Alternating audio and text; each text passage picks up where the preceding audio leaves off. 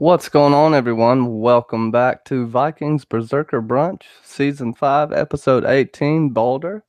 And it was a good episode, a slight letdown because no one-on-one battle scene. But we did find out where Lagatha is, and I think we have a whole lot to talk about on this show, especially Mackenzie's great predictions, and also have a special guest on today.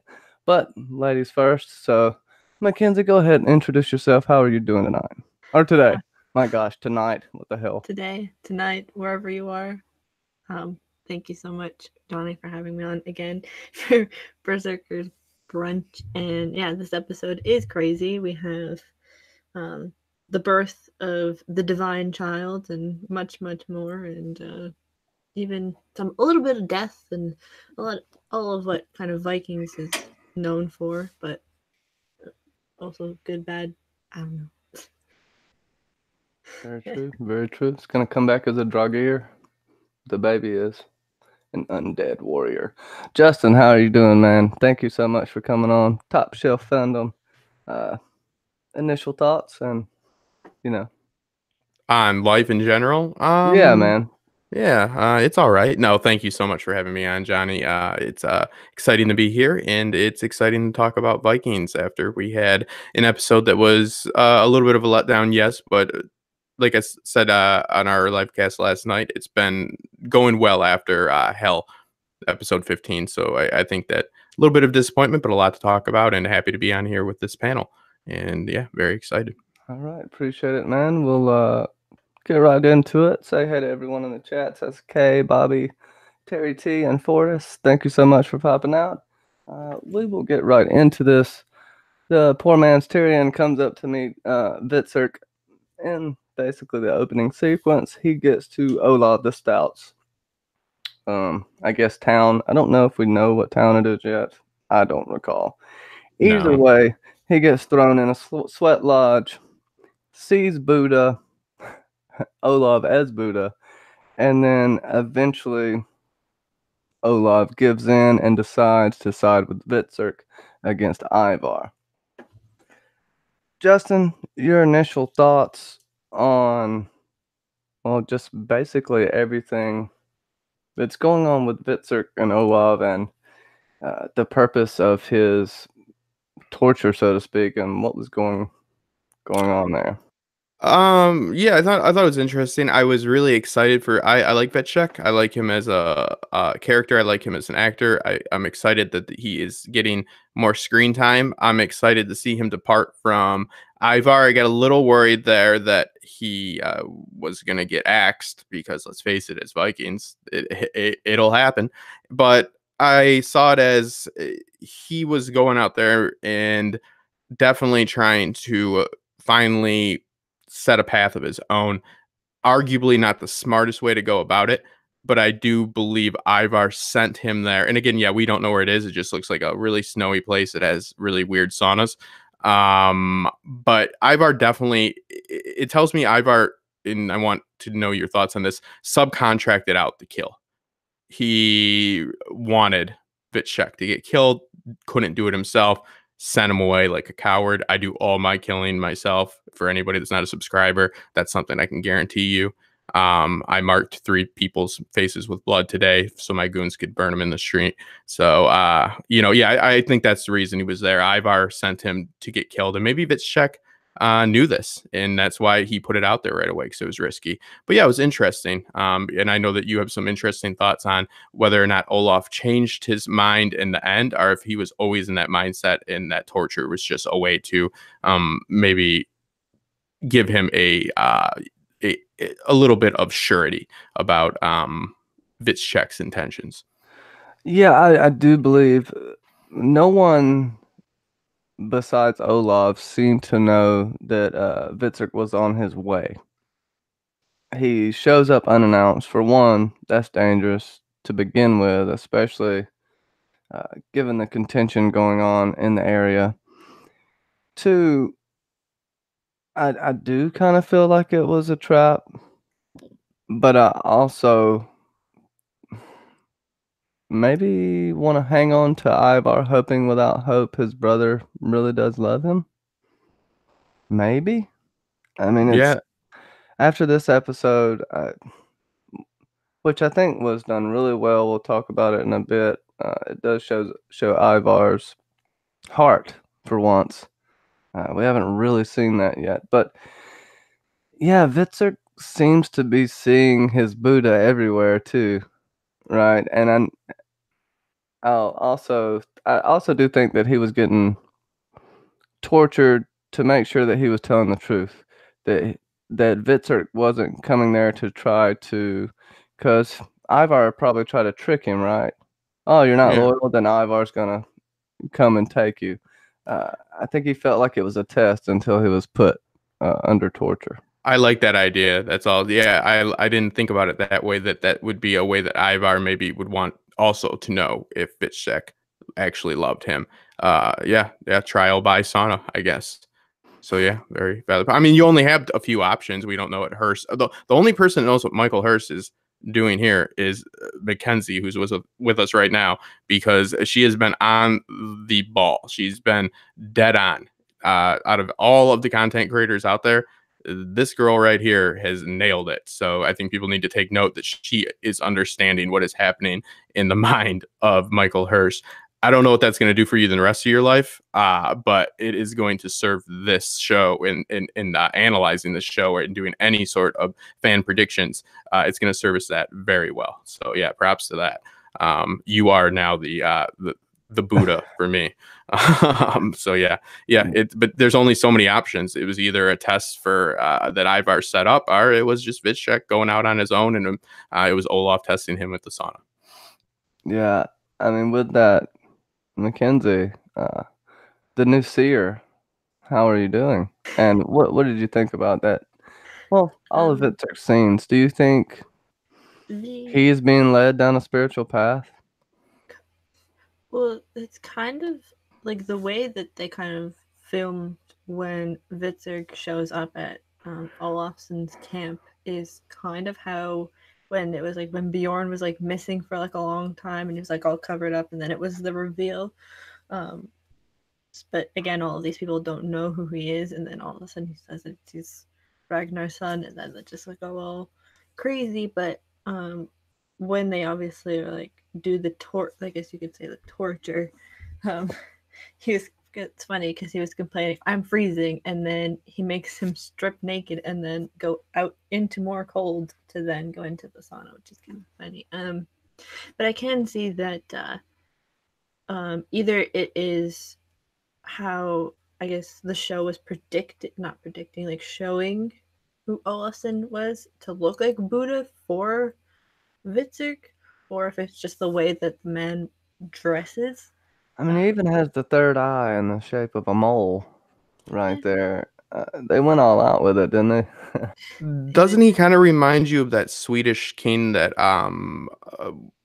the daughter of Rollo's ex and the ex-wife of what's her name? I'm forgetting. I'm blanking here. She died. She was married to the first.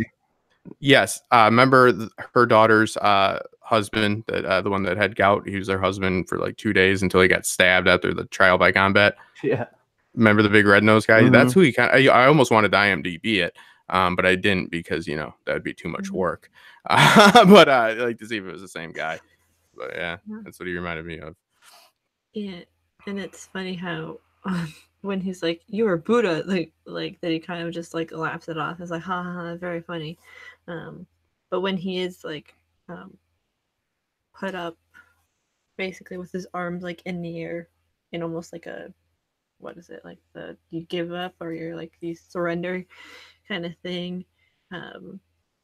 It's because also that these scenes are paralleled to scenes in Kattegat, especially when it's with Thora, that it's obviously he doesn't know what the hell is going on, but obviously we know what's happening in Kattegat, so it's kind of like we can get into that part, the burning of Thora, if you want, because it mixes in. We can throw that in, the burning of Thora and her family, Justin's red paint. If you see me at con, don't let me touch you. Just a fair warning. You might have red paint on you somewhere. Yeah, so yeah, the fact that he has been sent away, and there was that thing of Hvitserk Hvitserk was kind of assured by Ivar. It's like, oh, if she doesn't do something, then I'll burn her alive, or I won't burn her alive unless she like does something really stupid or really bad. I think it was. Well, I think it was just if Vitzer didn't turn on him, that was basically Ivar's, what would you call it, his ransom, and it begs to wonder how long was Vitzer there? Was there any were they able to send any type of message to Ivar? What's this timeline here? Did Ivar find out about this, and this is why he went ahead and burned her? So he went there on his own. That was Vitsek's decision, right, to go there. No, Ivar sent him. That's what I thought. Yeah, so that's why I was getting confused. So I think there's a lot of credence to the idea of it was Ivar's test, to see how he was gonna handle this diplomatic situation.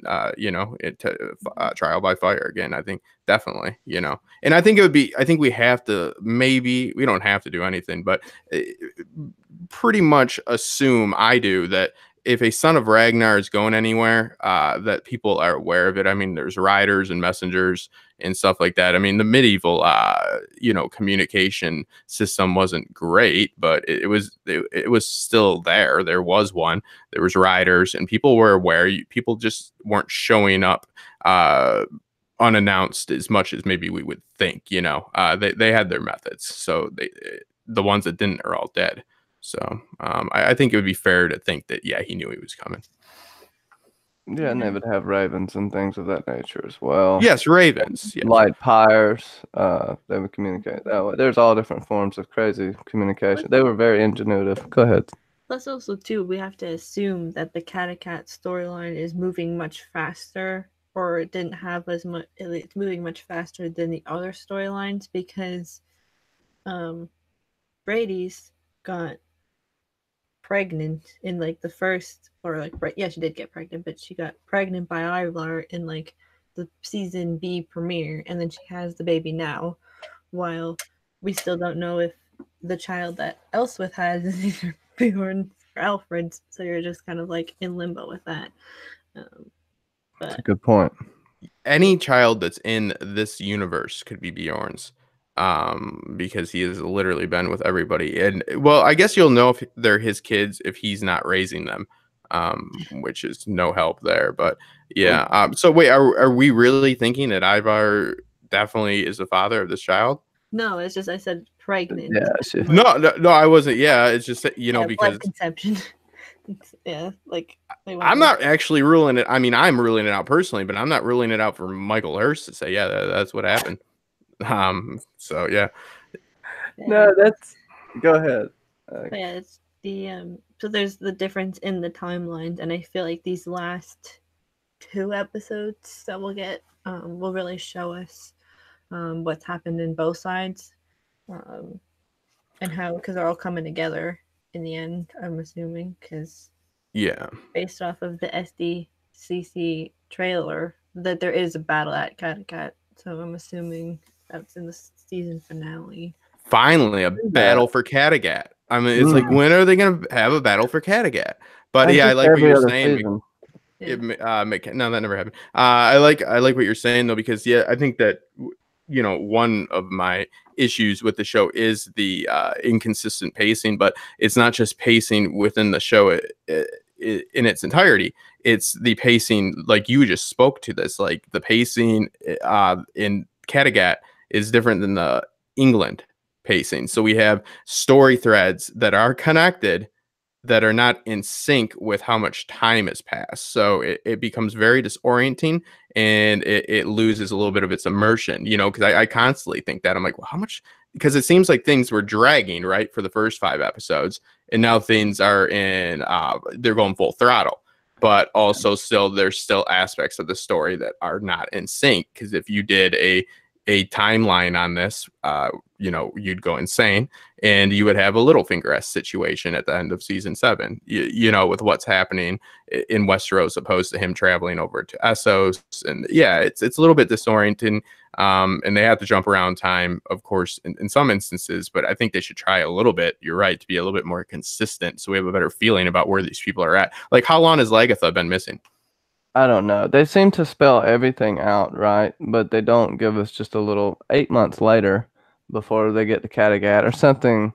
They don't give us a flat line. I don't know what I'm There's no speaking of here, constant. There's yeah. no constant to use. Like, And control. I'm sorry. Yeah, there's no control she's to had base to have everything been off. gone a while, I would think, and at least a month.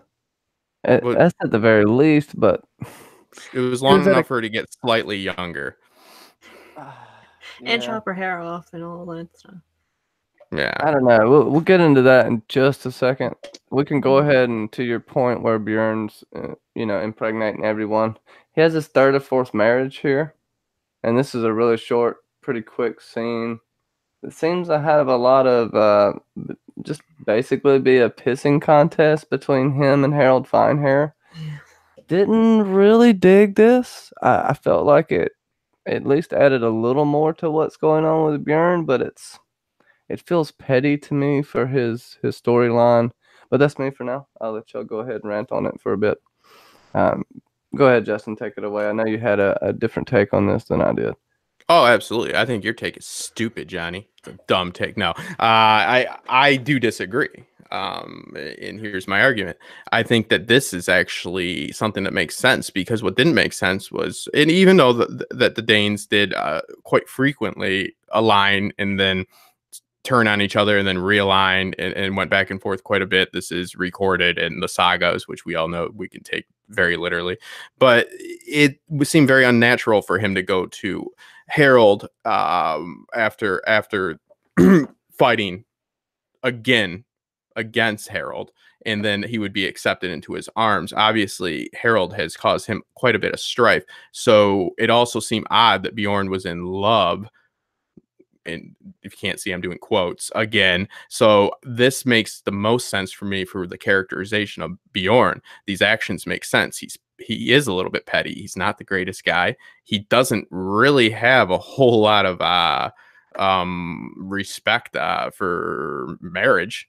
I mean, that's been clear. I mean, I don't even know how many wives he's had, but Torvi's is with Ube, and Ube's raising his kids. So it's like, why is he all of a sudden siding with somebody that he is not aligned with for the last, I guess we'll assume few years, and has been recently in mortal combat with, and is now also deeply in love? Well, it's because he doesn't like that guy, and this is out of spite, and it was just to gain favor. He saw a weakness in Harold, and he took advantage. He went there, he took his girl, which is kind of cool. It's like, took your girl, bro. But also, he got his men. He went and he knew that Harold had lost favor. And why did Harold lose favor? Because of Bjorn. It made just as much sense for Bjorn to side with Harold, which again, I mean, no sense, as it did for Harold to be siding with Bjorn. So this is a pissing match, and this was an alliance that didn't make sense for anybody.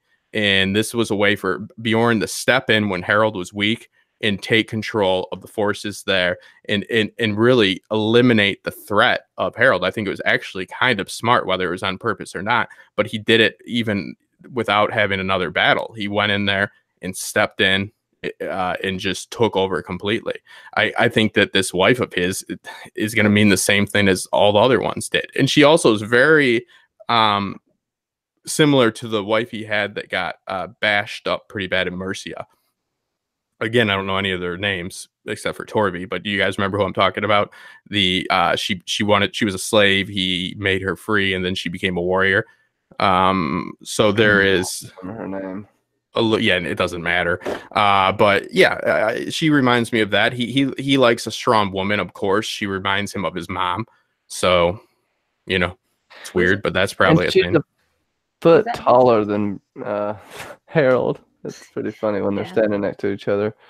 If it's the first wife that he had, isn't it Prune or something? PR? P-O-R-U-N or something. Something like that. That's probably right. I would throw Yeah, she did out that I agree with you to an extent, but I felt like it was spelled out too much for us beforehand, that you could see this is what Bjorn was doing. The thing that throws me off was this whole I'm in love thing. That scene really threw me off. And you have to wonder what's going to happen with Magnus, and I'll let you take it, Kinsey. And I was just throwing that out there. And y'all debate. Yeah. This scene is kind of like, so now Alexander Ludwig's character on this show has now been deduced to a wedding scene, and like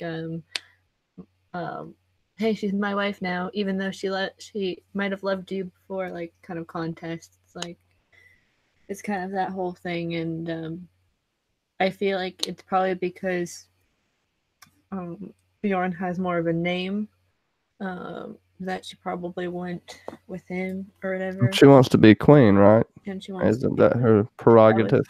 That was one of her lines. She said that I want to be queen. I just didn't know who I wanted to have as my king or something like that. Like she said that she had the choice in this whole thing. She slammed him good with that one, actually. Everybody's like, "Oh!" right after she said it. She's I love that. Sorry, it's like the fact that she like thinks that she had the choice, which kind of she does, but also kind of it's just like, because it's like you'll be used as a plot device for probably the next half of the season. Probably at some point she'll be pregnant or something, and then something will happen again where ultimately Bjorn has to go to Norway or Scandinavia or some other faraway land where he has to settle down or something, and then something will happen with those two. I don't think it's very long, even though he says that he loves her or not. I'm not buying that. And it's just like, so all that was at York was just the wedding scene, and then like Harold like imagining having sex with Gunhild in the middle of everybody else. It's like, Question, while you're bringing that up, was that him imagining it or remembering it? That's a question I had. Is it just them gonna show him really lusting after her that much? I wouldn't think they'd have to mix in that scene. That's my thoughts on it. I wonder if it means a little more. Or it could be a vision of the future. And like what happens, like if she's the one to double cross the two of them, is this like go behind each other's backs, like haha I got you one here, and then haha I got you over here. Well, yeah, I mean, I don't know. Again, Johnny, I agree with what you said. The sentiment of it, it has to mean something, because it should, but it might not. It's very likely it might not. I think that, I mean, it's a tough world for a tender-hearted Viking. He's a man of poetry. He's a lover. He is he's just a little sweetie, and he's in this cruel world. He's a fish out of water, and it's just not working for him. But I mean, I think it is a power move, and like Mackenzie said, Bjorn's goes off to war to get away from his wife. Like people go out and buy, I'm going to get some cigarettes and never come back. Bjorn just goes out to, Byzantium, and he's like, going to Byzantium, be right back. And then, if I don't come back, make sure my brother raises my kids. It's essentially the same thing. Yeah, you're right. I mean, I don't see him having any other reason to marry her. I mean, I think that what Johnny said is true. Like, it was blatant that he was not sincere when he was speaking to Harold for the first time. Like, I couldn't tell if it was just poor acting, or if it was him trying to just be very condescending. But it also, when they're speaking here and this whole wedding, again, it's just used to just be a pissing match, but mostly for Bjorn just to rub the puppy's nose in the urine. He has just got the little sweet puppy of Harold and rubbing that face in there, because look, he goes, well, I used to love her and you knew that. He's like, but now I'm happy for you, like trying to be nice. And he's like, yeah, but she's more than a woman, right? So he's provoking him. He it's not like, I don't see any other indication that this is nothing but vindictive behavior, because it's just everything he does. It's just totally pile it on, which tells me he doesn't care. And I'm just going to say it might not be a popular thing to say, but I mean, even there's not a lot of, at least in my opinion, beauty behind this wife of his. So I don't know why she's so yearned. Not ugly or anything. But she hits you. She's kind of mean. She's No. I mean, she's obviously a little bit of a bee when she talks to Harold. I just don't see a lot of redeeming qualities within her either. Maybe they're made for each other. My But problem it is. King Harold, if a woman looks him in the eyes, he falls in love with her. Like, I loved her. She said hi to me one time. Yeah, you had no right to that woman, but you're Ragnar's son, so you get to have anything. It's just this whole. I don't like what they do with that. They could play it a little more subtle than they're making him out to be this literally Cro-Magnon man. That's why I don't like him. It's not his acting. It's just how they've built this character that is a legend in history and not getting any justice he deserves.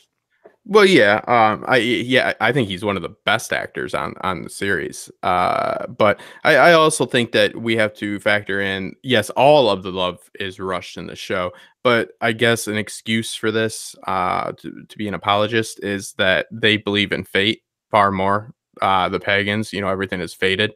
So there's just the idea, like, it is more love at first sight type of deal for them.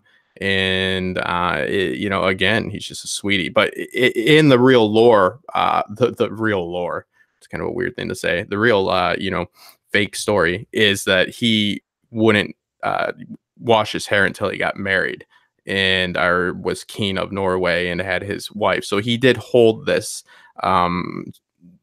dear to him to find the perfect woman in the saga. So like they're just embracing that, I guess. But yeah, it's heavy-handed. I agree. Yeah, you think he had to have had dreadlocks if he didn't wash his hair?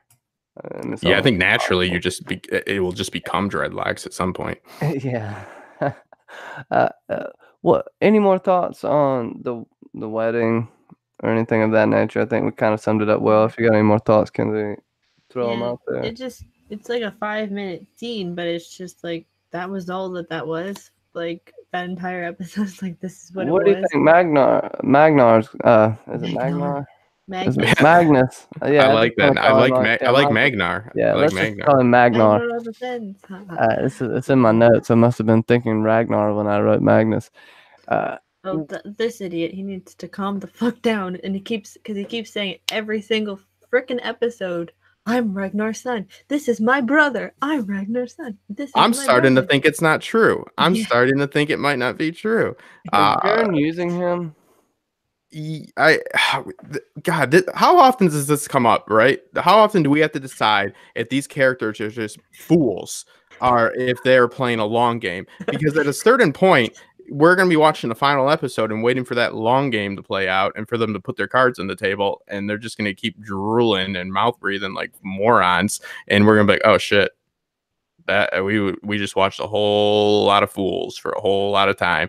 Yeah, we're constantly in this, and almost every character's arc is, are they stupid? Are they the smartest person alive? It's literally either one or the other, and it's usually the former. So I think that Magnus is obviously, if I was Harold, I would be very frustrated with him because, again, like you said, you guys spoke to this, he's not a son of Ragnar. And, in this time, a lot of people were just claiming to be that most likely was who his sons were. I've talked about this before, I know, but it's like, wouldn't that annoy him even more? Because it's like everybody's got to be pretty sure that this maniac is just a crazy person running around, and they're embracing it for what it's worth, because it's also prestigious to be not related in a blood way, but related within his warriors to be with to fight with a son of Ragnar. So it's also something of worth to even the shield warriors and so forth. So it's like, but Harold's got to be looking at him and be like, shit, I should have took a page out of his book, just start to, and he was known as Harold Ragnar's son too. You know what I mean? Like it did happen. So yeah, I don't think it is. And again, I don't know, because Bjorn just always has the either that wide-eyed goofy face, or that face, and excuse me, Mackenzie, where he looks like he has to take a shit. Yeah, That's like he already wants only to two kill you. emotions. That's how he looked at Magnus when Magnus was supposedly convincing him he was Ragnar's son. He just gave him the "I want to kill you" this whole time, and then I think it was the next episode, or like by the end a of that scene later or episode, something like that. he's took them all to the family. Hey, this is Ragnar's kid, and then he's getting mad at everyone for not believing him. And I feel like Bjorn did set this up to be able to use him as a pawn. Bjorn is the only person that believed in him. He has a lot of power over Magnus if he chooses to use it. And I'm hoping Bjorn, being the trickster Viking of history, will live up to his fucking name at some point. So, I mean, yeah, I see you shaking your head, Justin. I know you're an asshole, but no.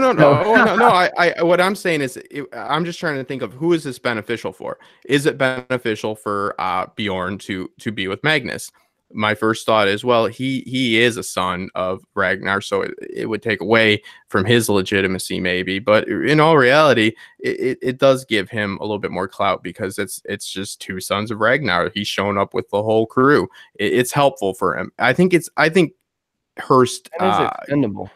Yeah, I think it's pretty clear. I know Hurst is heavy-handed with a lot of stuff. I think he's heavy-handed with this too. We're going to see Magnus' throat get slit by the end of this season, because he is, like Mackenzie said, he's just running around like a guy that either needs Adderall or is on too much Adderall. He's a maniac. You know what I mean? Like maybe even say meth. Take it even further. But yeah, he's a fool. He is the guy that's going to end up just being a the pawn in their game. So he's useful right now, but as soon as that battle's done, he's done, in my opinion. Yeah, I've said this, I think, before, but I feel like his character, because Magnus showed up at a pivotal point in Bjorn's kind of story for this season, because he's already been separated from his two brothers, Ivar and Hvitserk, and the two brothers that he's his brother and his, I guess, estranged wife / mother of his children, and his mother are all like fascinated by this new religion, being Christianity, and he's just sitting like in England, like, I banged the princess. She doesn't love me anymore because she married Alfred, and and like a person who's supposed to be his kin shows up and is like, I'm your brother, and I can say like this is the connection that's been made. So it's maybe that thing, that it's just hanging on to someone who's sort of related, but is also like he knows it's completely on his side right now. It's somewhat. funny. I do kind of agree with you. I'm sorry for cutting you off, but he does seem to be looking for love when he has it all around him. You know, Torvi still loves him. They may not be married and in love. He has kids that love him. It But they seems like suck. he keeps needing to have this temporary fix of love, like this temporary fix that he's not capable of long-term love, possibly of what happened being separated from his father at a young age. I mean, I could get into and analyze this for no apparent reason at all. Oh my God. Do you think that, and this is no joke, does he have a sex addiction? Oh my God, guys, we've been talking about somebody that has a disease. This guy just loves having sex with beautiful women randomly and princesses. Oh my God, that must be horrible. And he doesn't have any connection or any yearning to want to bear any of the responsibility that comes with the sex. Oh my God, how awful. Oh, I've heard about this. I've heard about men acting like this, and I can't wrap my mind around it. But Mackenzie brings up a valid point. He came in when just because he needed something to do, and I love how Bjorn asks him a very valid question. Why wouldn't you just go back to the palace? You know what I mean? Like like I'm sure Alfred would show you some whatever. He wouldn't be killing you, essentially. Like he would give you a some place in his court, and he's like, no, I can't do that. which he probably could. That would make more sense. He's like, I'm a son of Ragnar. It's like, what connection do you have with Ragnar? And how are you so pagan when you grew up in England there? And you were, you know what I mean? Like, what, like, that was the only weird line of dialogue that wasn't in sync with the rest of his ranting and his talking about, just screaming that he's Ragnar's son. Is, remember on the boat after the battle, he seemed to be very sincere about how Jesus won't be remembered and how the pagans will win. That spoke to me that he definitely is a true believer and is very devout and is dedicated to this path of making sure the pagans overcome the Christians. And that seems weird because the rest of him seems like he's just a person that's using people and trying to sneak his way into the dynasty, essentially. So that was kind of out of sync with his character. I don't know if you have any thoughts on that, but he did seem rather sincere about that when he was talking to Harold. And it's like, where does this conviction come from? Like, where did all this paganism come from? I don't know. None of that syncs up. He doesn't have any influence around him to speak of if he is who he says he is. Now, if he's a Dane sent to infiltrate based off a rumor, I think it's possible. I don't know who's occupying. Is it Northumbria? Can't remember where the Danes are slightly occupying right now. They're raiding, but they're starting to occupy at this point, and I don't know if he could have come from there. But I think he's more just Quinthra's son, and Quinthras was so enthralled with Viking culture that she possibly learned all of it herself. I mean, you can get pregnant by peeing on someone, so I wouldn't put that like out of the realm of possibility now. Yeah, well, I would just say that what would make the most sense is the part about just being another Dane, not even being Magnus at all. Just fine. He's a pretender. He is an opportunist. He is your, Plantagenet that comes back. I forget his name at the moment. That comes, there's plenty of people that come back and act like they're the twins from the tower and so forth. The princes from the tower, not the twins. Sorry. And try to raise support using the name. So it would make sense because he can fight. Like, he fights very well. He seems to be very well versed in the Viking shield wall and their tactics and all that. So it does seem like he is familiar with the Dane life, and the only way to really do that would be, like you said, to actually be raised around Danes. So I don't know. It is what it is. He seems like an opportunist. It's all. Yeah, I don't know. We can leave it there. It was a little bitty wedding scene that we turned into a philosophical nightmare. So it's a wedding of the millennia. The wedding of the millennia. They had shields and everything. We'll go on to Iceland and that riveting storyline, which may get kind of cool at this point. We see, I don't see any other path for Floki other than becoming a seer or dying in some weird way. He's going to teleport to Kattegat and kill Ivar. No, I thought it was pretty cool. He walks away from everything. He tells Metal what he would do to him if he was the old Floki. I'd bury that axe into your skull till you're just unconscious. When you wake up, I'll set your wife on fire and rape your boy. I mean, it's like, holy shit, Floki. Please do that. And no, he walks away. And he's praying. He's asking. He's saying, I will go through hell, all Father. And there you go. Hell opens up for him. And hell is kind of the same. Viking hell is kind of the same as Hades. Vastly different. It's hard to explain, but it's an underworld. And it's seeming like he's gonna go through hell, right? To get to heaven and all this. And given Baldur being the name of the episode, and Baldur's destiny was to go to hell. That's a bad destiny. Yeah. So there's a little bit of poeticism, if that's even a fucking word, in this throughout the whole episode with the whole Baldur, not just being the name of the baby. Go ahead, Justin. Your thoughts on the Iceland plot? And I'm hoping it ends. I again would have been happy if we would have opened up the episode and they would have said that Iceland was nuked, and everybody's gone. Yeah, the quicker it's done, the better. Yeah, that was nice to hear Floki say those beautiful words. I think he could have been a little harsher, but yeah, it is what it is. He needs to leave because that storyline is literally dead. And the hell, the only thing I'll speak to is hell is a reoccurring theme. Everybody has gone through their own little bit of hell, and it has drastically changed them obviously this season. So I hope to see Floki, okay, because he's been in hell. We all have. At every time, even fast forwarding those scenes, I'm in hell. So he's already done his time in Hades. And the difference between Hades and the Christian hell is the Christian hell has slightly better food, from my understanding. But yeah, that I mean, yeah, it's just it's an ongoing theme that they got Better of all. sodomy as well. Yeah, exactly. So I have nothing else to say about that. I just want it to end. I want it to stop. Please stop. I feel like it's mind raping me. Please just stop. Well, maybe Kenzie can give us some bold predictions as to what's going to happen in Iceland. Will Floki's hair grow back? Will that be the miracle that occurs that really changes his life? Maybe. I feel like we're only in, I think we'll leave probably Iceland by the end of this season.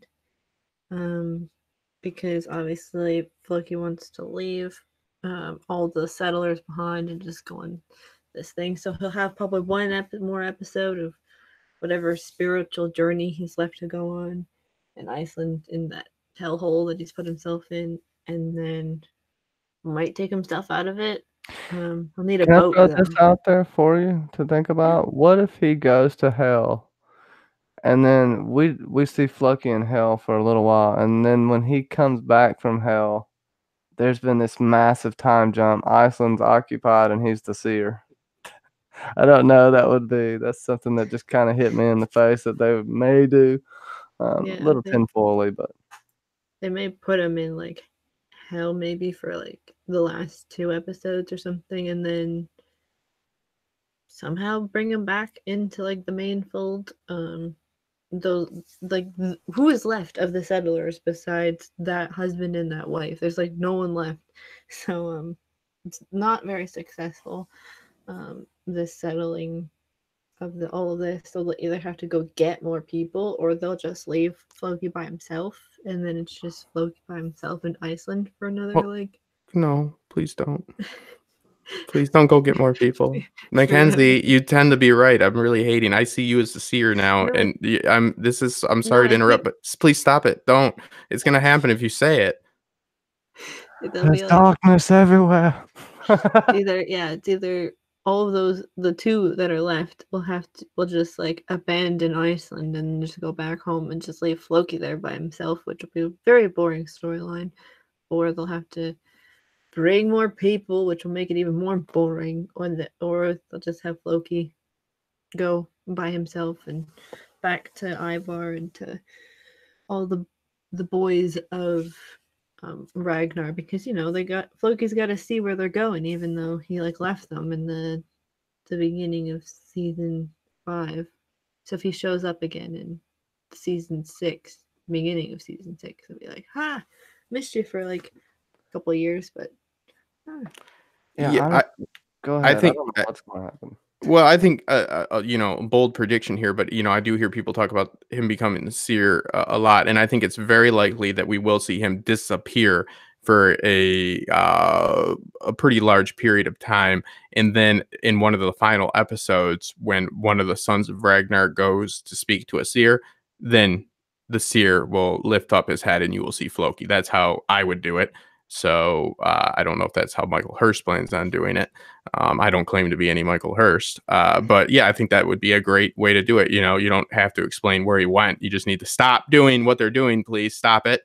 Just stop, and then have him disappear. And that would be a nice nod. I think people would really enjoy that. That would be a nice moment. They go to find out. They lick the hand, which I would not do. That's gross.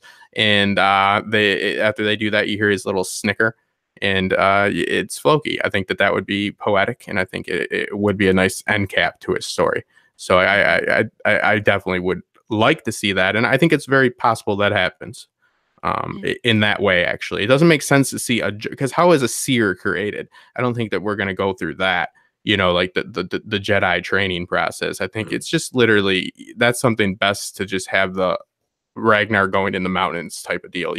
That happens off screen. He comes, but Bran disappeared for a year, and now he's a three-eyed, raven. So, Well, Hela is the overseer of hell. She's Loki's daughter. She's half black, half white. She's a personification of like the yin yang type thing. I feel like we could see her take his eyes for knowledge for the sight. I feel like his whole test that we've seen his whole life is his preparation and becoming a seer, and this is possibly the final uh, test or final. He's about to receive his Medal of Honor, so to speak, or his wings, for lack of a better term. Yeah, it's just I don't know. I mean, it's always it's kind of a trope to like you never exactly like see how like wizards do things or why they are capable of doing it, because once you find out all the mystical and whimsical ways in which they do things, like the actual facts behind it, like how the method actually is achieved, which is for one reason not explained because it's crazy magic, but another thing, it takes away the mystery and the magical aspect to them. The series, like, I can see people because this happens, this happens, this happens. It's usually left off, it's left for us to ponder. I think it'll be like when his hand was healed at the waterfall, kind of obscure in that nature. We won't necessarily see all this crazy stuff in hell. We might see flashes of it, right? We might see him thinking he's hallucinating or going back and forth from figuring out his reality, but I don't think we'll see an actual, like you're saying, we won't see the behind the scenes of it. I agree with you on that aspect. I'll stop talking about Floki, or at least the Iceland plot for now. Let's get to Wessex, man. We found Lagatha. Judith was with the Woods Witch, or the pagan Wiccan, whatever you want to call her. I'm pretty sure it's a Celtic. No, it's just a Celt, if I'm not mistaken. And Judith, as we know later, she has the breast cancer, like Kinsey said, and I'll kind of let Kinsey take it from there. I'll let you take this one, Kinsey. You're honorary. The honorary. I guess season. Yeah. I would just assume that obviously she wouldn't want to trouble the royal physicians that there is about this issue, especially since she later talks about like how she's known a few people who have been, I guess, inflicted with, they don't name it obviously like a cancer, they just say it's like a lump or something, and she's trying to do the best as she can, but she's going back to her old like slightly medicinal like sort of thing of like, if I take this, then this may cure me, or this may like ease the pain and certain things, which is kind of funny because she did kind of that sort of thing with like the mushrooms with Alfred a couple episodes ago now. And when she finds Lagatha, it's like, oh, that's where she was the entire time, just hiding in a hut somewhere. And she has her hair cut, which is really weird that like she had her hair cut, and it's like maybe it's because it was so matted or something that she had to cut her hair. But what is the symbolism of a woman cutting her hair? Isn't it a sign of a metamorphosis, something like that, poor health? It's poor mental state, shedding of like identity. There's a significance to the cutting of the hair. Mm-hmm. So I'm just like, how crazy is she at this point, Justin? Lagatha or Judith? Lagatha. Judith is perfectly sane and awesome, the best mother ever. So don't even get me started there. All right, don't piss me off. I know you love Judith too, but that's not my as much future as wife. me. Bro, back off. I ain't no Harold. I'll take you down. We're gonna have some fisticuffs. I got a sword, but a sword just for this reason. Lagatha, I think that she was crazy for about 5 minutes, right? And she did quickly come around. She did have a quick turn. That is what it is. I think that she's she doesn't have much to hold on to. You know, Heckman was a flame, even though they did really push it as more.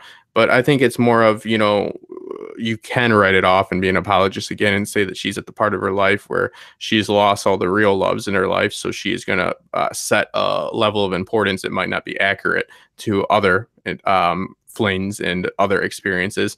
But she is, you know, just went and in lost Kattegat, and she is in a land that is, you know, got nothing for her essentially, because Heckman was the only thing that was there for her, and she's lost. So she is looking to find meaning, and she knows that she is not getting any younger unless Michael Hirst makes her any younger, which sometimes happens. So I mean, meaning she's at the point where Ragnar was taking the drugs in the animal hut with his Oriental friend.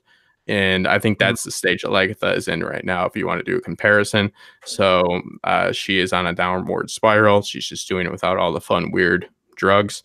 And hopefully she has redemption. You know, what is redemption? I believe that they will take back Kattegat, and I think she'll go back there, and there'll be one last final journey for her, one last final venture. Maybe she'll go to Byzantium or the Mediterranean with Bjorn or something.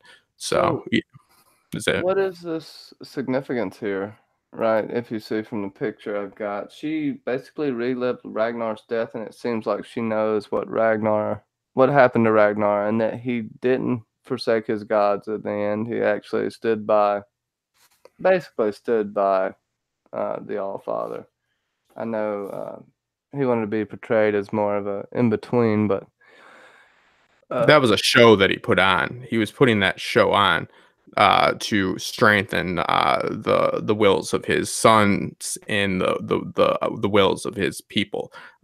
From my interpretation of it, that was clearly a show that he put on to show that he was fearless, and also to show that he controlled his own destiny. You know, so that, because that kind of goes against his own gods as well, when he said that I got myself here, I did it, not the gods, meaning not your God, not my God. So I take the significance of that, of her, you know, she is realizing the end to her life is coming. So she's seen Ragnar's end, and maybe it's all about, is that how I want to end up? Do I want to be a martyr? You know, she is all. I think she's just speculating on her fate. That's as far as I can take it, and it's a nice sentiment to inject Ragnar into the show. Obviously, if you can, I'll admit I liked it. It's cheap, but I liked it. yeah, it feels a little bit like how when Alfred was seeing the hooded figure of Athelstan, which may or may not come back again. Kinsey, your thoughts on Yeah. the next Um, part, and you can sum up your thoughts on that as yeah, like well. the one weird part about this is when we last saw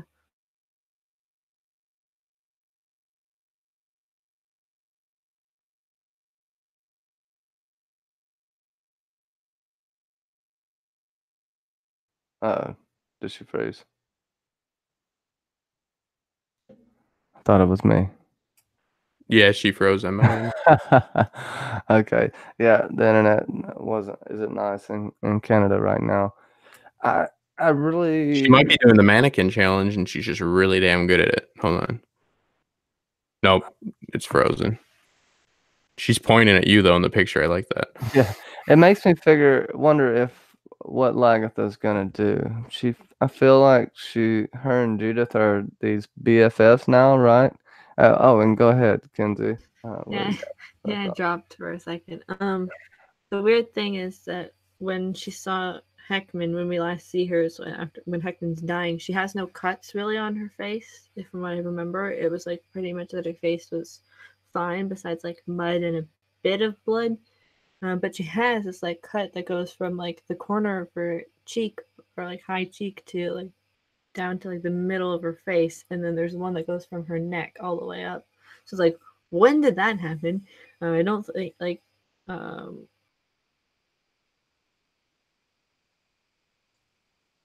Holy smokes! There we go. Internet went. Sorry, I dropped, and now it's two of me.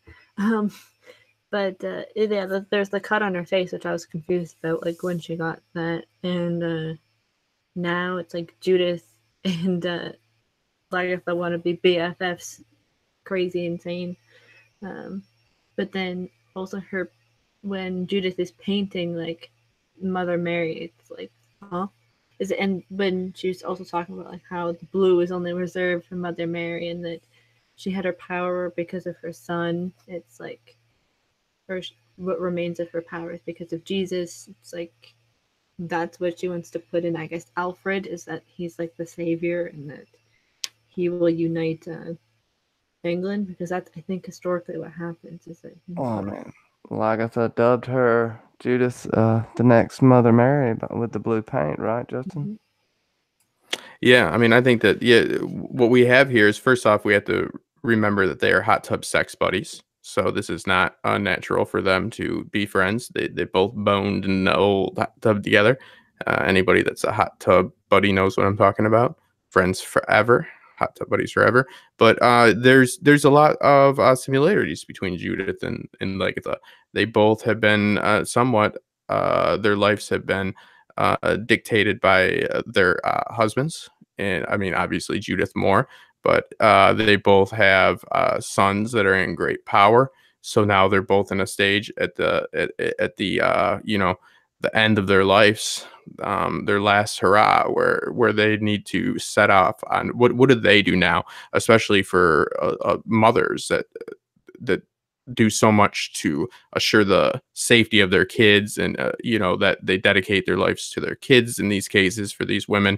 And then now they need to figure out what are they going to do to solidify their life, like what is going to be their legacy, what is going to be something that is going to actually for once be for them. Like, I mean, death is at their door. They're seeing that everybody around them that dictated their lives before is either now doesn't need them because they are fully grown and, you know, in power, are dead. So it's like, what's left for them to do? So I guess it's more of a question of who they are. Like, it maybe would leave you thinking, who am I now that am not the, you know, the caregiver and so forth. You know, and I know these are both strong women. I'm not saying that whatsoever, but I think it's fair to say both were highly dedicated to their children and the rise of their children, especially because their children were both in their own rights monarchs to a point. So it just, you know, again, don't any feminists watching this that might want to tear me apart. I'm not saying that, oh, what are they going to do now they can't do the dishes? No, I'm saying, what are they going to do now that their sons are kings and whatever Bjorn is, sexual dynamos of Europe, you know, blah blah blah. But they have a little bit less of a purpose than they had before, at least maybe in their eyes, is my interpretation. So it's like, if you don't have long to live, you need to set out your own path. And what is that path? And they do have a lot in common, you know, they really do. And again, hot tub buddies. So I think it's an interesting contrast. So if Alfred faces a new enemy, let's say everything with Uba goes well, we'll get into that in just a second with the three kings, two-sided with Uba. I feel like they're going to be together until Judith dies. I don't know why. I feel like they've found each other at a time they need each other, which is kind of poetic, but I can also, could you see them going to France at some point to meet with Rollo? Maybe ask for his help with something. I'm trying to figure out where they're going to go with this, and it's very difficult for me. Yeah, I mean, I don't see them going to France, because like that opportunity was clearly the way to go, in my opinion. I don't know why they chose to go to England. I mean, France sounded like a pretty sweet deal, but they chose not to already. So I doubt it. I doubt that Judith would leave, and also that if they want, you know, the Normans are the reason why Alfred's lineage ends up being dead, you know, being killed off as far as, you know, monarchy goes, that end lines, because, you know, that actual dynasty stops because of Rollo's descendants. So I don't see them going there for help. It's I see them most likely sticking around in Wessex, and I see Lagatha leaving Judith. I don't see them staying together till their end. It's quite possible Judith dies far earlier than Lagatha, and that's the only way I put it. Yeah, it's hard to know. I would see maybe her going on one last voyage to the Mediterranean with Bjorn. She's put her shield up though. It's like she's acts like she's giving up everything. I don't know if she's trying to want for it's hard to tell with the scene what she wants. Well, what is she fighting for? I guess that's symbolism for I put up my shield because what am I fighting for now? Like, like I said, like what is the fight? I mean, the last fight they fought in, I mean, arguably, what were they fighting for? At least for her. I mean, she has She her had grandchildren though, right? I mean, you can say that. Yeah. I mean, I don't know. Go ahead, Yeah. Kenzie. Maybe you have some brilliant ideas. Yeah, because in this, because when you talk about the grandchildren, you have the ones from Bjorn with Torby and Uba, but they're somewhat being taken care of by some random English people in Wessex or just in East Anglia, because they obviously didn't bring the kids to the meeting with the Great Danes. So who knows what happens with that? Or the Black Danes, not the Great Danes, the Black Danes. I like Great Danes. Sorry, dog reference. Sorry. Yeah, and yeah, so Lagatha kind of has the grandchildren. Like there was those scenes when they were going to Wessex, where she was like holding one of them hand and like playing with them or whatever. So it's like she does have the grandchildren, but I don't know if she like really cares about them so much. I feel like because also Elswith was in this scene where she is somewhat if that's Bjorn's baby, that could early stages of relatively mid stages of pregnancy, because we know she's probably wearing like a corset and stuff, so it's like squishing everything down again. That the potential that she stays for like a bit longer, like not saying that obviously Bjorn's like, yeah, mama, hit that and quit it, like 2 minutes later. But it could be a thing where she stays for a while, maybe until Elswith is supposed to have the baby, but then somehow something happens and she leaves. Because she did say that you're supposed to bear a lot more. You're young, you're going to bear a lot of things, meaning probably foreshadowing for the amount of children that that her and Alfred have together, which was like 5 or 6, if my quick Google search on Alfred was correct. But yeah, so this isn't a Thelma and Louise situation. That's what I'm thinking now. There could be like an offshoot where they do have like a weird pseudo, like they both take drugs to help their mental state, and then something happens. Well, you got to figure that they're going to learn from each other. That they're going to help get through these struggles together to a point, because they both have a lot in common, but they both have different strengths. Judith used to be, more cunning and strategic. Now I don't agree with any of her decisions. They're just batshit crazy and are in direct conflict with what she's trying to achieve. They're counterproductive. But I branded about that enough, but I see a real, they're going to find strength in each other. Lagatha needs strength. She maybe will find it when she, you find strength when others are weak around you that you care about. So Judith is, like you predicted, which please don't predict I get any diseases, because it turns out, you are the seer. But yeah, like it's likely that she will die sooner. So Lagatha, can find her strength in that and find meaning in that. And then it would make sense for her to go back to Kattegat and truly, have a, let's put a bookend on this and let's really tie it up. That's what makes sense. I don't see her sticking around in England for the rest of the time, but it's also how much time does Lagatha have left? I mean, do you guys think she is going to continue into season 6? Because now I do after this episode, when I didn't before. I think that we'll have Judith die this season, because we only have 3 episodes left, or 2? 2 3. Yeah, so Judith probably gone. Lagatha will make it probably through 6A. Could Lagatha possibly be one of the people telling this whole story of the last of the great Vikings that were? in the end. I don't know. I could see her as an old storyteller. It's I like don't the know. old I feel like they want to grandmas. try to keep her on as long as possible, but I do. I feel like 6A finale, she's gone.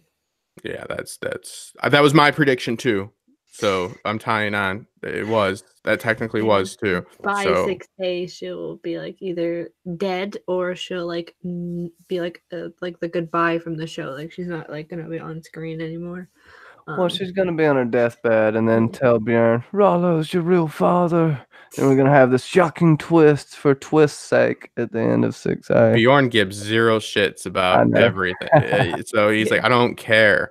You know, I That's mean, my favorite Bjorn moment of this 5B so far. That's his interaction with Rollo. he's got some philosophy on life. I love his whole like battle, like the way he thinks about how battle works. If it works, it's a good plan. If it doesn't, it is not. I'm like, oh man, how prophetic, man. Oh my God, that's so deep. Maybe you're my father. Who do I look like? Ragnar, are you? And maybe you're not. What of it? It's like, Jesus, dude. You literally, wow, dropping knowledge, bro. I should be writing this down. So yeah, there's a bright fella. Then he spits and it's all dangling down. He's like, yeah, I'm gross. So there you go. That's about it. My also jealous.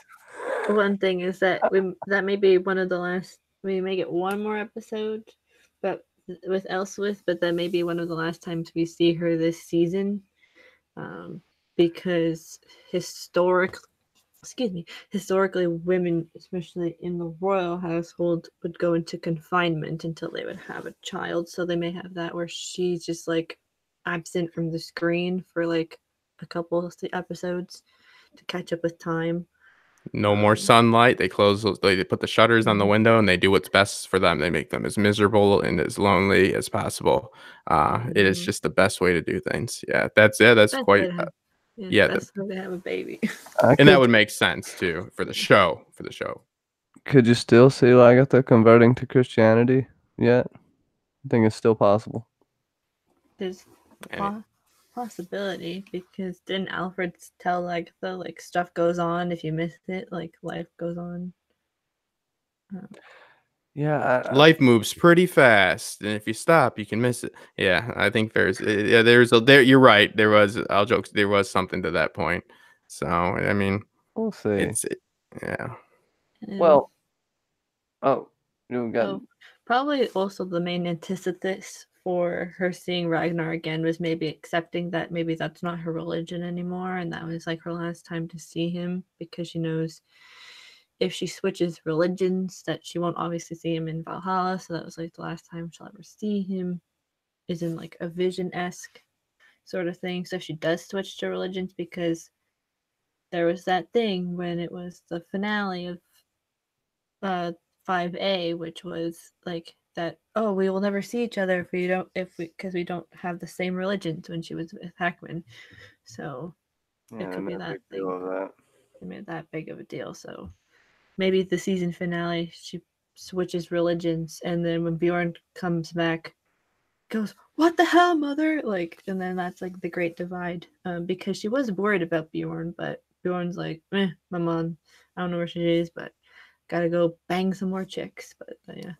Damn right he does. But how important do you really think religion to Lagatha is? I mean, like in contrast with Aslog, she was the one that was the big pagan. In reality, I've never. You did cite one instance here where yes, that is supported, but for the most part, and I'm not trying to be a contrarian. I'm just going to go ahead and be a contrarian, though, and disagree.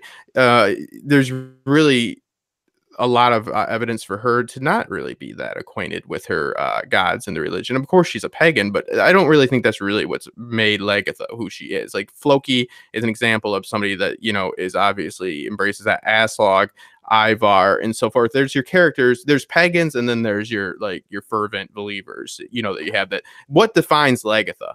It's not her paganism. You had that ritual when she first got the land that freaked everyone out, where she basically put the cow's blood or the ox blood all over her, and did the drinking of the blood ritual. She went all out with that one, sprinkling the whole field with the blood. There's a But few they have other like the times changing where of she the talks about colors the and stuff. gods a lot. She's I don't know. She was. Yeah. I mean, with the armband thing earlier in the seasons with Athelstan and stuff, she was pretty. She was pretty religious. She believed in the gods. I wouldn't say that she was Ragnar religious, but I'd say she was religious. Religious. But that's just my take on it. I see where you're coming from, though. Yeah, there's evidence for both sides. It's not as uneven as I guess I would think. I just, the queen does like the change, like the color and all that. And I don't, there's a bunch of flags and that. I don't think she's huge on flags. I just think that's like the pomp and like the, ceremonial part of that religion. So it's just like, that's what she did. That's just my opinion. Aslog really embraced it. Lagertha was just going through the motions. That was was expected of her. And I found it to be incredibly sexy when she did that, by the way. But can't disagree. Yeah. The last, I think, comment, which is very true, was brought up in the chat. And then I thought about it after. It's maybe because Lagertha, like, lost a lot is why she had her braids cut, kind of like the Dothraki thing of once you lose stuff, like lose your identity, you cut off your braids. So her hair is much shorter now, and she can't really have too many braids. But anyway, that was Sasuke's comment about losing her braids. Was like, it's a good point. I mean, identity. Yeah, symbolizes her going through a change, and I think we will see a little more about what happened to her outside of there, because it's obscure, but they make it almost seem like she wasn't there long. But to your point with the scar, which I didn't really notice, now that I think about it, I think she had to have at some point possibly got away from or had an encounter with some of King Harold's men, I would think, or someone, because she basically had to run to the woods, or whatever you want to call her's house, and I don't think she went straight there. She accidentally stumbled upon that place. And I believe there's an interesting story behind that, and maybe that's why she has this plan, that she's seen something we haven't necessarily seen yet. Because it does seem like she has went to Ragnar's grave, or where he died, and some other things, and she possibly could have been on hallucinogens or something while she was in that hut. But I don't know. We'll probably see that next episode, because because she's probably been highly medicated, she'll probably go, like, when she's like maybe detoxing off of it, she'll remember what she was doing after the battle, because we kind of have to have a catch up with Lagertha because she's been gone for like so many episodes. And why I say this is because there's a thing, I believe it's her post battle in the forest, and it's in the San Diego Comic-Con trailer. It's like her in the forest with her hell uniform, like fighting outfit on. So yeah, them and their previews, giving us everything in the damn previews. Don't you love it, Justin?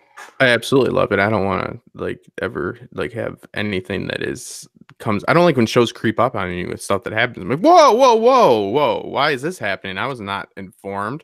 I don't like it. But really quick, I looked on Wikipedia about the meaning of cutting of hair, and it can go from everything from the signifying separating from the past, actions or thoughts, or starting a new life. It is also put that women can sometimes signify their hair as a shield, and this kind of maybe is more of a direct connection. Some use their hair as a shield to shield them from life, and some use it as a weapon, meaning their beauty. So some hide behind it, some use it as a weapon. So it's just some interesting factoids. And also, if they're consistent about anything, it's the aesthetics of these characters. So there's no way that they just forgot to put on her extensions or anything like that. Dropping her shield and cutting her hair. So she dropped her shield in multiple ways. So, so I just figured that out. That was beautiful of me. Thank you, Wikipedia. Yeah, I mean, Wikipedia. The vast knowledge. It makes sense. She's going to have a rebirth. She died, metaphorically, that day when Heckman died. Everybody loves that. If we don't have any more on Lagertha right now, we'll go to the Three Kings, and Uba, Uba. You know, I wanted to start singing the Willy Wonka song. I won't sing it on air because do not want to get copyrighted. But you know, I wanted to do the Oompa Loompa song because it started to, when it starts off like that, it sounds like that. But I did think it was a cool scene. Uh, Uba is treating with the three kings from Denmark, if I'm not mistaken. So they're the Danes, and two decide to take Uba's offer and come to the farmland. Now, I would argue that that's a lot of people, and I don't know how much farmland he has. But two, All of yeah, East Anglia, so it should be. yeah, that's a lot. And two, we have King Frodo, who declines Uba's offer, and I loved how Uba did this. I consider it an insult, and I challenge you, and that's how they did it. That was the Viking way.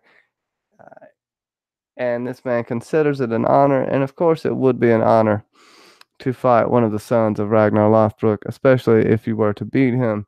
You would gain renown and heroism beyond measure at this point. Uh, I think it's really good setup.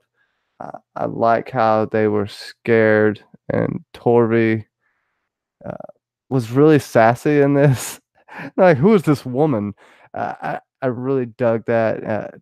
Torvi, just one of my favorite characters. She's had to deal with so many things, and she doesn't even bitch about it one time. That's what I love about her. And you know, like I said, it settles at the end. We get the single combat, and I guess we're gonna have to wait at least another week on that one. Go ahead, Justin. Yeah, I agree. Yeah, especially just to touch on Torvi, especially Torvi and Ube, best. Um, that is the thread that I am most connected with. I feel that I know these people. I feel their actions make sense. I feel they have a sense of purpose. That's why their actions make sense because they have a sense of purpose. So I'm like, oh, that's what they want. That action gets them further towards that goal. So that makes sense. But I mean, all joking aside, they really are a great couple. Torvi, besides just a little bit of nepotism with getting the job, is really overlooked, I think, by many. Because Lagatha always outshined her and so forth. So it's her time to shine. I was really impressed with this scene as a whole, even with the the poor choice of marketing, not only to give us the result of the fight, but then to still disappoint us somehow by telling us essentially we're going to get the fight and not giving it to it. It's just in poor taste. It's like I don't know if there. A lot of times we have to realize that trailers are subcontracted out to trailer houses. They're Hollywood boutiques, and that's why I find it funny a lot of times before I will analyze the trailer to make sure that that is not done by a trailer house, because I love it when I hear people talking about Game of Thrones and all the stuff that they got out of the trailer, which the last one was done in house, and they're saying what they were conveying there. Guess what? That was done by a marketing team that is not privy to any of the information. You're an idiot. Sorry. I maybe have done it once or twice. Hopefully not. I'm tried to make sure not to. But yeah, you are reading into a whole lot of advertisement, my friend. That is completely not them. So yeah, congrats. So, but yeah, besides that little rant, but then again, check it out. Make sure to look at some of those theories, people. Pretty dumb when you think about it. It's craziness. But okay, I'll stop.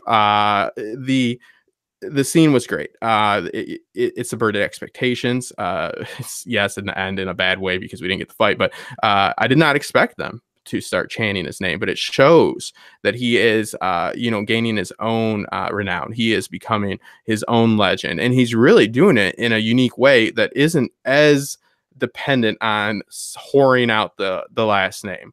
He is made his own way in single combat. What is coming up here is a great way to showcase, because he's already showcased himself as a Battle leader commander. of men. Yes. So what we have here is, first off, also showcasing his skills as a battle commander, because he realizes this is the only way to win the battle. Also showing, like we've seen, with him being able to, it's not about making deals and stuff right now. When you're a leader, it's about compromises. That's how things get done. Diplomacy is a series of compromises and a give and take. And this is, you can't just be the guy that's just trying to kill their way to success. That's not going to end well for you unless it's Ivar, but that's not realistic. That's not something I can get behind. Ube is so compelling to me. I don't see him as a man with no convictions. I see him with a man with real convictions. Him changing religions doesn't matter to me, because the reason for his changing of religions was because he wanted to take care of his family and his people and everybody in all of Bjorn's family. Well, not all of them. Let's not be crazy. Technically, anybody could be his kid, but I mean, he's a guy that has, again, this is a great example of showing somebody falter. He looked like a bitch at York.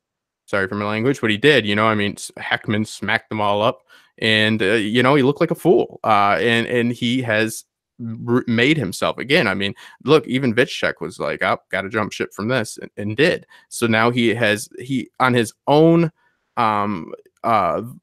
terms has given himself a life, and he's given other people an opportunity. So this is a great way to prove himself. And I like the compromise. I like that he went in there and he posed the idea of let's do what we were all here in the first place for. Let's give our people something. Let's not kill each other. Let's go and start a life. You said a few things there, and this makes me come to something that people are going to be pissed off if this happens. Could Bjorn be the bad guy in the end? Could Ivar eventually end up being killed, and Bjorn right now being slowly turned into a bad dude through, let's say, Lagatha sides with Uba? He's already very pissed at Uba for the Christianity thing. I think that contention's. I think the contention's going to grow. I know you don't. I don't know. I know we feel differently about this, but we'll see. They made a big point of him being so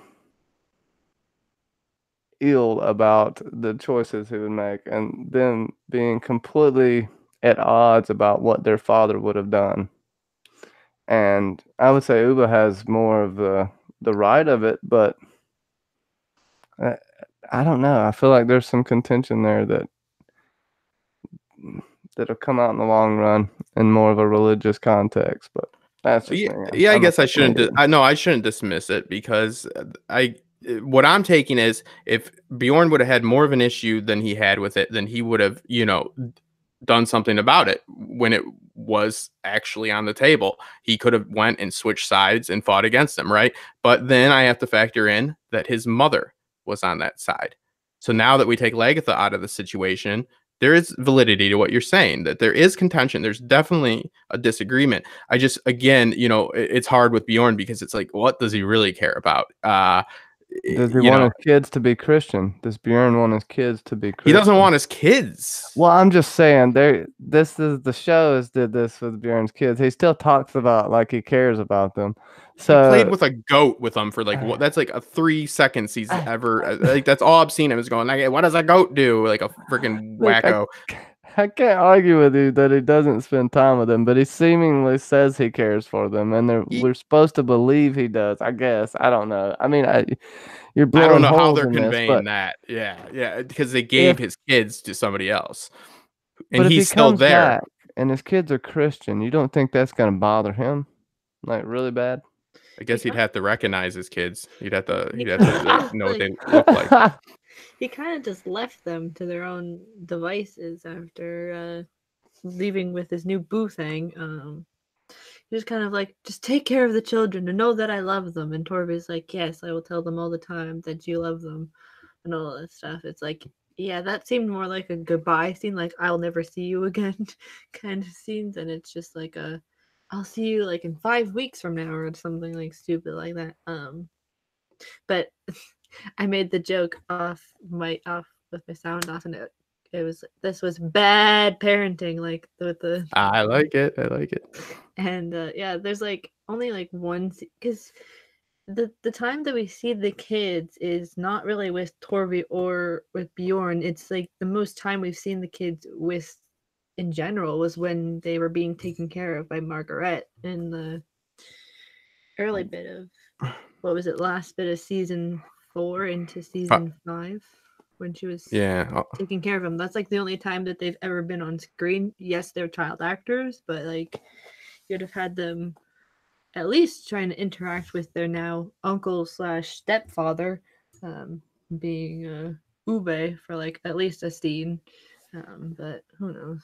And Yeah, you're right. I mean, we know, but yeah. Man, don't you miss Marguerite? Wasn't she great? God bless her. But yeah, I think what speaks volumes is that Bjorn just doesn't like not have his kids when he's gone. When he's there, they're still with Ube and Torvi. That's the degree of separation. It's a crazy degree of separation. It's not like, man, I wish I could take care of my kids, but I'm just not there. It's like, no, I'm just not there, like emotionally, essentially. And it's like, tell them I love them, but remember, all my actions speak to the complete opposite of that. So, but tell them though that I love them. But again, because I Hashtag don't, deadbeat dad in the chat. yeah, I mean, because I don't love them, I'm going to continue to just bounce out. And if I'm here, please still take care of them because I just don't like that. I just don't know. But yeah, I'm not dismissing, but that's why we have discourse here. I'm going to come at you with it. I don't think that's going to be those won't be the brothers that fight this season. Well, there'd be no point in having you on the show if I didn't think you're an asshole and think all your thoughts were stupid. I wouldn't even have you on here. I have paperwork that proves I'm an asshole. I have it documented. No, it's there. So yeah, I apologize, but with that, I'm not saying you're wrong. I'm just saying it's wrong. Oh, I could, yeah. I'm me. I have these theories which are just poorly planned hypotheses. Whatever. We all think we're Mackenzie. We all think we're Mackenzie now. So Ivar's god statue gets torn up and he throws a little hissy fit, but he does it in a really cool way. To Justin's point, Mark's Thora with the red paint makes her watch her family be burnt alive. Then she's set ablaze. She's a witch. After this, Freydis has that magical baby, and I'm assuming the baby possibly has a cleft palate or something of that nature. We're not necessarily told exactly what happened, but something's wrong with the baby's mouth. Ivar's very happy it's a boy, but when he looks at it, you can see the fear in his face. Freydis is still saying that a deformity is a gift from the gods. She's actually happy with this. And after that, we get a reminiscent scene of when Ragnar left Ivar by the creek.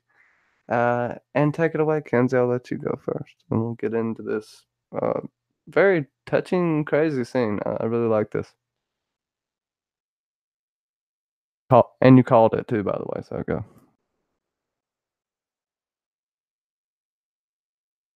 Oh, she might have froze again. Oh, there she is. Yeah. I don't know if I'm. Maybe okay. You're good to go. Like when we have Ivar in this, and he's obviously come across, and he realizes my statue's broken, and then he sees like what's been defaced of his statue. The easiest person, he's like, aha, I know who it is, and he like goes and calls on Thora, and she basically says that in the time of Ragnar that he basically didn't have to force cultish material down everybody's throats, and that they could do or say whatever they wanted. People were free, right? People were free, and that basically steals her death, because 2 seconds later she has like red paint smeared on her cheek, and it's like, haha. And then all these people that are like, what's wrong with her? But it's a small sect of people, so we do realize at the end that she was just one of these girls that just lived in Kattegat, and that she wasn't like this prophetic person or like a high person in society. She was just one of these girls. And classic red shirt. Yeah, and kind of watching her watch her family be burnt alive, it's just like, Ivor, it's like you want to just really cement yourself as one of TV's baddest villains, like for like a historical type show. And because it's spliced between these scenes are spliced between her and Hvitserk, it's like if only Hvitserk really knew what happened, unless because he's clearly in love with her. So if the messenger had come with the fact that Hvitserk had switched sides, did he truly love her, or is it just a thing of it was just coincidence that she admitted, oh yeah, I was part of the people that defaced your statue, and it was like X marks the spot here, now you go die, kind of thing.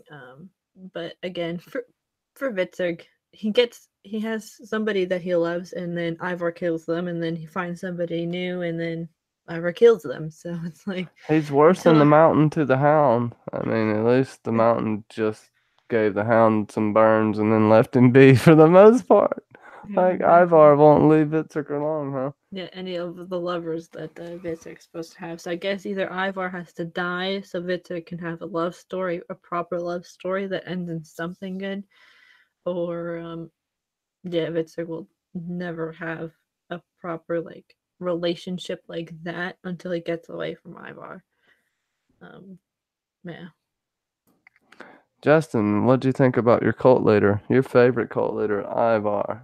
Well, I'm gonna start to joke in a minute, but just to be clear that anybody's watching that has not heard me rant before, I think Ivar is a awful protagonist, and I think he's poorly written. So, but now I'm gonna start to act like he's awesome. First off, marking your victims is so smart because I can't tell you how many times my goons have killed the wrong people because I just have not marked them. And it's just something that I'm really going to implement into my style of dictatorship that I run here. So kudos to him.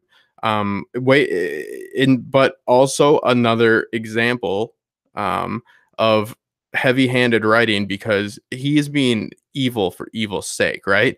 Like, what was the actual point of that? Like, yeah, if he was going to punish them, he just punished them. But like, It wasn't smart. it's lasers on sharks' heads.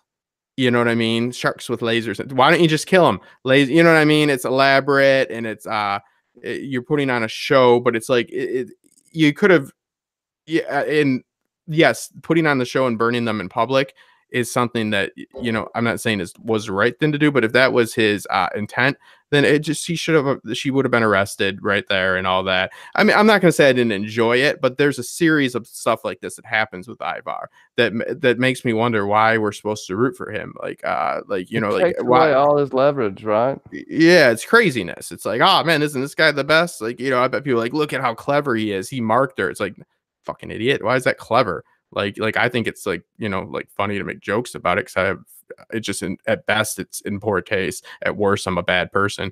But yeah, I mean, like in all reality, that's not clever. That's just, clever would be like, okay, you're guilty of this and your family's already been detained, and now you're going to go through a horrible death. I think that she's representative of not only, yes, Hvitserk's lover, but also, like you said, she's not like a high ranking person in this society. So I think it's representative of the people's feelings about Ivar. This is a pretty general consensus that nobody's digging what he's doing, and it's unfortunate that that's happening. I mean, I don't necessarily think Hvitserk needs a love connection in the show, just time wise speaking. I mean, I think everybody deserves love, but not in a television show. If he's going the Buddhism route, he might not. Yeah, I mean, it's like, how much time are we gonna fixate on relationships that end up not mattering or just end up being plot devices? But anyways, yeah, I thought that number one, big props to Mackenzie again for the calling of the deformity in the baby. And what I find interesting about this is that this is really kind of a put up or shut up, right? We learned a lot about both Ivar in this, and we will learn a lot about Freydis as well, right? Because she has been spewing what I took as propaganda, like she didn't really believe this. More so, it's like, oh, you're divine because you're deformed. So she's like, because that benefited her, but now her baby's deformed. So it's like, okay, do you still? So she's now so far stuck with this. If she, like Aslog, goes and retrieves the baby, then we know, well, we have a better idea. I mean, there's still the argument. Damn it, I'm always playing devil's advocate against myself, there is the argument that she just doesn't want to kill her baby. But what is her true belief between the divinity of the being deformed? Because it's put up or shut up, and it shows how much Ivar buys into it right away. He's like, no, I know that's bullshit. So it is a little bit telling to him. Again, we're in the situation hoping for this long game. It's either the dumbest people or it's the most clever plan and elaborate plan to ever take place. But I think this is such, when Mackenzie said this yesterday during the live stream, I said, wow. I was like, I didn't say it like that. I didn't say, wow, that would be a great plot device. But I did say something to that. The sentiment was there that I thought that would be really interesting and a great conflict for Ivar to be handed, because it's, again, this brings up all of these different angles. Is he as much of a believer as he claims? That she is much of a believer? How sincere is she in her love with Ivar? And has this all been one big game? This really, that's why I thought, like, wow, that would be really smart. But I'm like, there's no way Michael Hirsch is going to do that. And then he did. And I guess, now looking back in hindsight, I can see the foreshadowing. But no, I love, give credit where credit's due. It's hard to interpret this show. You got people that are very well versed with history. They tend to fall flat on their face. You have people like me that try to dip their toes in all the water, and it's tough with Vikings. It's really tough to know which way they're going to go. So you called it on this one, and I think this is very interesting, very, very interesting, because it's going to show some true character. And finally, we got some sympathy. I mean, not sympathy, but we got Ivar, acting like a human for once, but his human act was putting the baby in a forest. So still not the best, but it showed some emotion. Kind of father indeed is all I got to really say about that. Same as Ragnar, but hey, in all reality, wouldn't it have been better for the society if Ragnar if that baby would have never got retrieved from Aslog? Yeah, I'm not not condoning killing babies, but I'm not saying you shouldn't either. That's all I'm saying. Ivar's like, just the woe is me, I had the worst life ever. When he didn't, he was pampered. He was a pampered, spoiled child. Sure, he had a disability, but he had everything he could ever ask for. He had a freaking god touch him all the time and touch his mother in the fish hut. He did not have a bad life. He was feared from when he was little. People didn't make fun of him. He killed a kid over a toy. So I didn't, like you said, I think it was, yesterday before the pre-show, we were talking about this. I'm not understanding where all of this is coming from with Ivar, but it's all his own insecurity in his head. Yeah, like nothing has technically ever happened to him. Like that kid took that ball for a moment. Floki was, blah blah blah, supposed to be. Somebody brought this up in the chat earlier. I didn't see the name, but give some credit. They said that Floki's job is to take care of Ivar. So maybe Floki will come back and fix this monstrosity. He thinks Iceland was bad. Ivar's, no, he's not as bad as Iceland, but it's close. So that does make sense. It's all internal. But I just think that's playing out too long. It's like, okay, I know in real life, people I'm not speaking to, get over your issues, but like in a television show, you really need to have some progression with these characters. This can't just be the thing that just it plagues him for the entire show, because although sadly that happens in real life, you do need some arc. You need a little bit of some conflict resolution. So this is just going to continuously make him a terrible character for a television series. And in real life, let's be honest, a terrible person as well. Yeah. But, we all got our foibles. That's all I have to say. But really good stuff and really good call again, Mackenzie. I kind of know you hate this, and I'll let Kenzie give her last thoughts. We do rank the episodes. I kind of want to know how you felt about this episode and your main takeaway from it. And that's about it. Maybe what you think is going to happen in the future, or what you hope to happen in the future would be pretty nice. And you can go ahead. We'll let ladies go first, I guess, with Mackenzie, and then. The whole thing, because it's kind of with the baby, you can kind of just assume that because Freydis is a fully able woman and the guy that she used as a sperm donor is a fully abled man, that they would have a fully formed child that doesn't have anything wrong with them. But the fact that it's the baby and it's that it's a facial deformity, it's kind of like a thing of like, I don't know. Like even as soon as like the baby was born, the midwives were like, this child will not last very long because of, I guess what the facial deformity was, assuming that it was the mouth. Yes, it's kind of like a thing of, I don't know, like Ivar, I feel after this will figure that either the gods betrayed him or that this child wasn't actually like meant to be his in the divine sense. Like the gods didn't obviously have his child, but rather somebody else's, and that it was like assuming of like an affair or something, which could ultimately lead to her downfall. It answers the love or fear question, right? He's probably going to go straight fear now.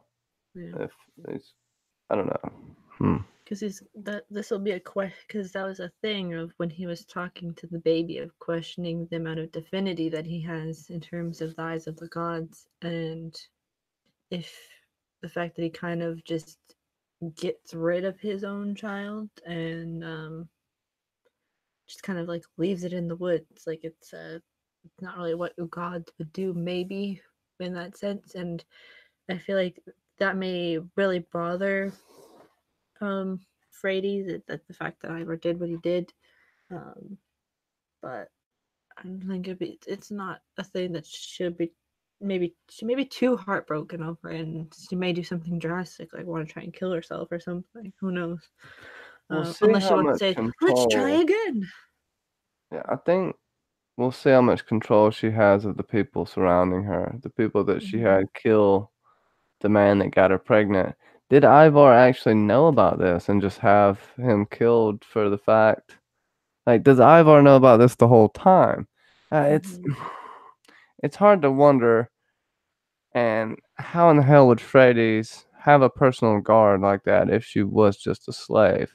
That's where I can't figure this out. So I feel like Ivar has to have a long game here, but now that this hasn't worked out and him having this baby is going to spread word around and it's going to kill his god-like status, you make a good point to where, yeah, I do think he'll definitely could possibly go darker and go away from the gods completely. Yeah, because Just it be a could. fear monger. To 'Cause it could. Justin would hate that. I see it on his face. Is he not already? I mean, what I part of know. him is love at this point? There, what part? They didn't do anything to help us with that though. Like they just made it where he can go darker. I don't know how much darker you can get, but I mean Floki I guess is gonna come to him in a vision and say, "It's okay, my son." You know, I It's don't know. not okay. Did you want mine? Yes, sir. Yes, sir. Go ahead. Oh, I don't have anything to say. Okay. No, Well, no.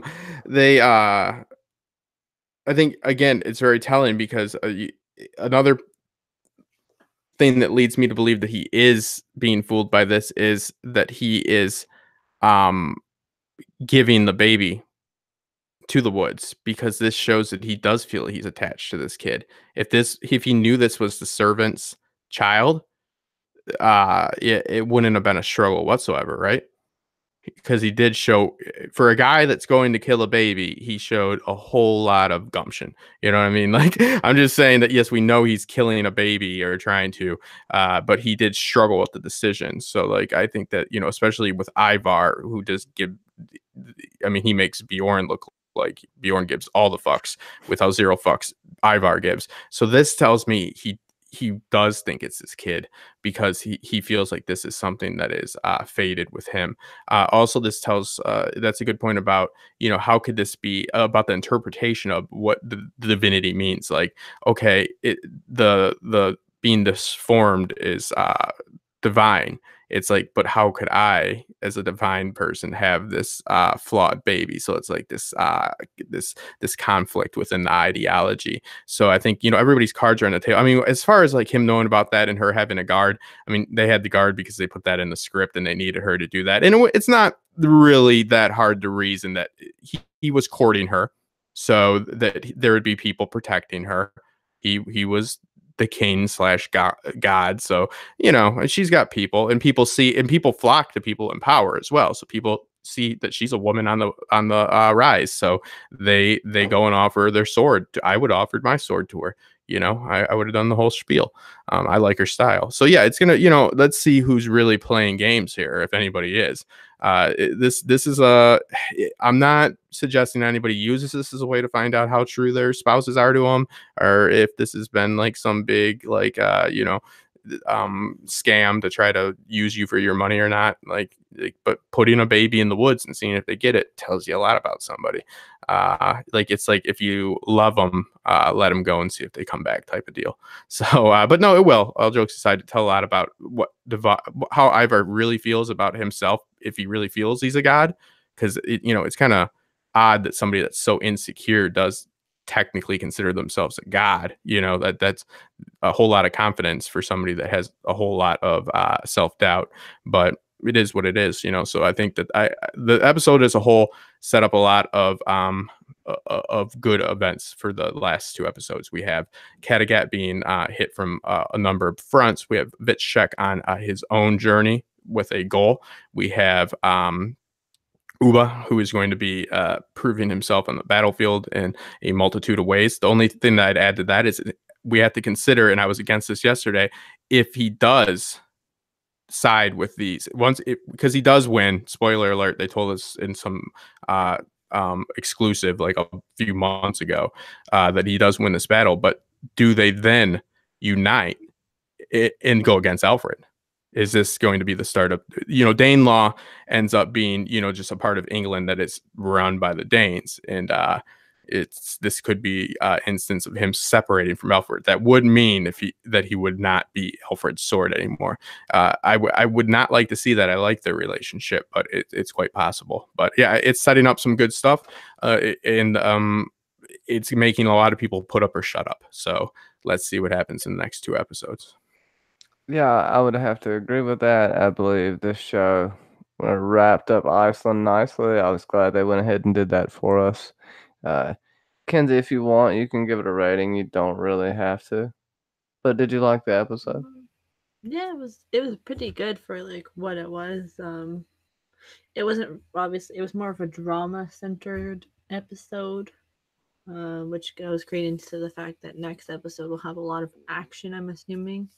Because we'll have the Danes, we'll probably have something with Ivar and Hvitserk and all that. Maybe something in England that's like more dramatic.